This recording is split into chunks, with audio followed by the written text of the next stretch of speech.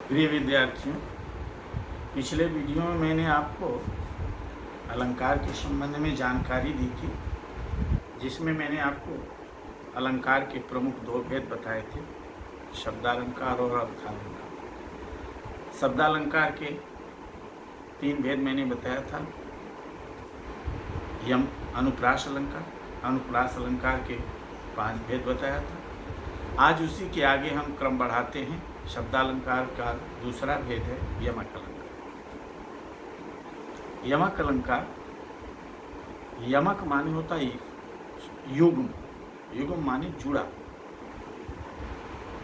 जब एक शब्द एक से अधिक बार आता है, एक शब्द या अनेक शब्द एक से अधिक बार आता है और उसका अर्थ अलग अलग होता है, भिन्न भिन्न होता है, वहाँ पर यमक अलंकार होता है। जैसे आप लोगों ने आषाढ़ पढ़ा होगा, कनक कनक ते शौगुनी मादकता अधिकार, वाह खाए बौराए जग वाह पाए बौराए।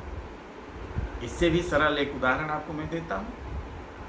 एक पंक्ति का है, बूधो जोग जोग हम नाही। इस उदाहरण में पहले जोग का अर्थ है योग साधना और दूसरे योग का अर्थ है योग्य लायक, इसलिए यहाँ पर यमक अलंकार है। तीसरा उदाहरण है, तीसरा अलंकार है श्लेष अलंकार। श्लेष शब्द संस्कृत की श्लिष धातु से बना है, जिसका अर्थ होता है चिपका।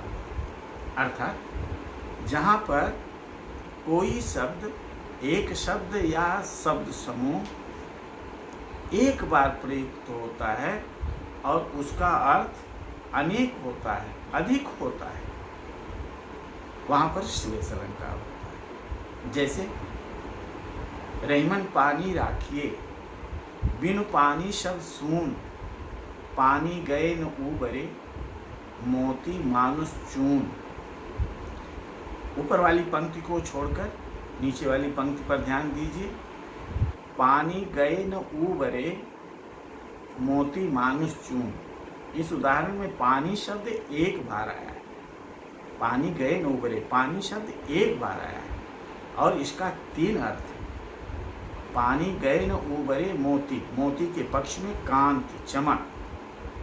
मानुष माने मनुष्य के पक्ष में पानी का अर्थ प्रतिष्ठा, सम्मान।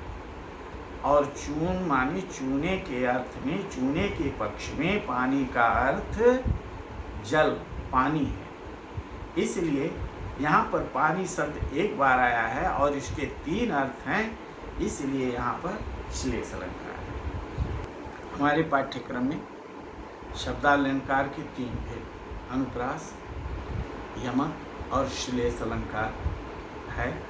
आपको मैंने परिभाषा उदाहरण दिया, बहुत ध्यान से आपको समझने की ज़रूरत है। अनुप्रास और यमक अलंकार में क्या अंतर है, आप सभी लोग लिखेंगे। जो मैं प्रश्न दे रहा हूँ, आप इसका उत्तर लिख करके मुझे मेरे कमेंट बॉक्स में, मेरे चैनल के कमेंट बॉक्स में लिख करके भेजें।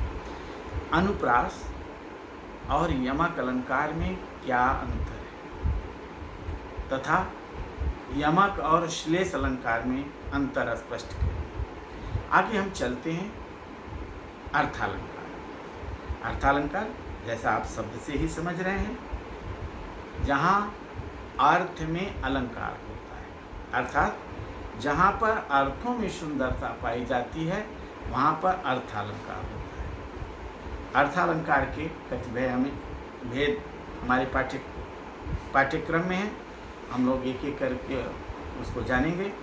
पहला अलंकार है उपमा अलंकार। उपमा अलंकार जहाँ गुणधर्म, स्वभाव में सादृश्यता, तुल्यता, समानता होने पर, समानता हो, वहाँ उपमा अलंकार होता है। इसको दूसरे तरह से समझें, जहाँ उपमेय और उपमान में समान गुण और धर्म के आधार पर समानता हो, वहाँ पर उपमा अलंकार होता है।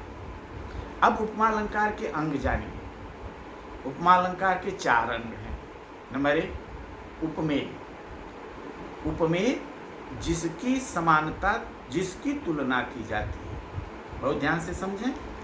उपमेय जिसकी समानता की जाती है, उपमान जिससे समानता की जाती है। साधारण धर्म जो उपमेय और उपमान में समानता का कारण होता है।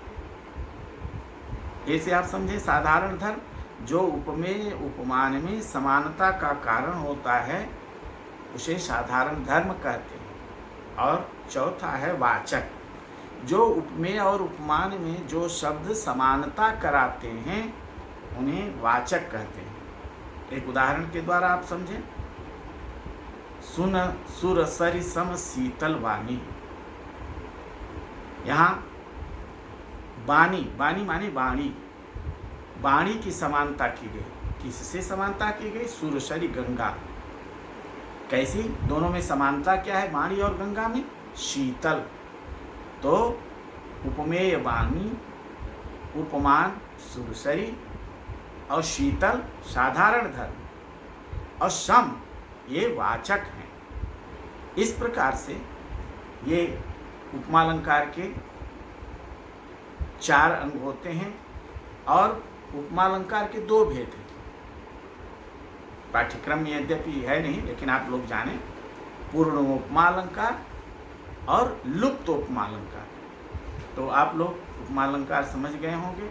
अर्थालंकार समझने के लिए आगे आपको जो भी अलंकार आप अर्थालंकार पढ़ेंगे उसमें उपमेय उपमान जानना अनिवार्य है। इसलिए आप बहुत ध्यान से समझें। उपमेय, उपमेय जिसकी समानता की जाती है, जिसकी तुलना की जाती है। उपमान जिससे की जाती है। आगे अगला अलंकार है उत्प्रेक्षालंकार। उत्प्रेक्षालंकार में संभावना की जाती है। संभावना मतोत्प्रेक्षा, यानी जहाँ उपमेय में उपमान की संभावना की जाती है वहाँ पर उत्प्रेक्षा अलंकार होता है। जैसे उभय बीच सिय शोहत कैसे, ब्रह्म बीच जिम माया जैसे। यहाँ राम लक्ष्मण के बीच में सीता जी कैसे सुशोभित हो रही हैं। ऐसा लग रहा है कि मानो ब्रह्म और जीव के बीच में माया हो। यहाँ संभावना की गई किसमें? सीता जी में ब्रह्म और जीव की संभावना हुई सीता जी में, इसलिए यहाँ पर उत्प्रेक्षा अलंकार है। अगला अलंकार हम पढ़ेंगे रूपक अलंकार, जहाँ गुण और धर्म की बिल्कुल समानता, अभेद समता, वहाँ पर रूपक अलंकार होता है। ध्यान से आप समझें। जहाँ उपमेय और उपमान में भेद रहित आरोप होता है, अर्थात अभेद समता की जाती है, वहाँ पर रूपक अलंकार होता है। जैसे राम कथा सुंदर करतारी, संशय विहग उड़ावन हारी। इसका अर्थ आप जान लें। राम कथा सुंदर हाथ की ताली सदृश है, हाथ की ताली है। राम की कथा हाथ की ताली है और इस ताली को बजाने से संशय रूपी पक्षी उड़ जाते हैं। तो यहाँ राम कथा और करतारी में, हाथ करतारी में अभेद समता है और संशय और विहग, संशय और पक्षी, विहग माने पक्षी, संशय और विहग में अभेद समता है, इसलिए यहाँ पर रूपक अलंकार है। अभी आप सबको इस वीडियो में मैंने शब्द अलंकार के 2 भेद, यमक और श्लेष अलंकार बताया तथा अनुप्रास और श्लेष में अंतर, श्लेष और यमक में अंतर आपको जानना है, आप समझेंगे। इसके बाद अर्थालंकार के मैंने आपको 3 भेद बताया। उपमालंकार, उपमालंकार के अंग बताया, उत्प्रेक्षा और रूपक अलंकार, ये 3 अलंकार बताया। आप सभी लोग मेरे इस वीडियो से लाभान्वित होंगे। आपको मेरा वीडियो कैसा लगा आप सभी पढ़ें, आप इससे कितना लाभ प्राप्त करते हैं मेरे चैनल के कमेंट बॉक्स में जाकर के अपनी टिप्पणी, अपनी जिज्ञासा को भेजें, उसका समाधान मैं प्रस्तुत करूंगा। साथ में अभी जो बच्चे मेरे चैनल को सब्सक्राइब नहीं किए हैं, सब्सक्राइब करके बेल आइकन दबाएं, जिससे मेरे द्वारा अपलोड की गई जानकारी आप सभी तक पहुँचे। पुनः मैं अगले वीडियो में, अभी अलंकार के भेद रह गए हैं, आपको अगला वीडियो में शेयर करूँगा। तब अगले वीडियो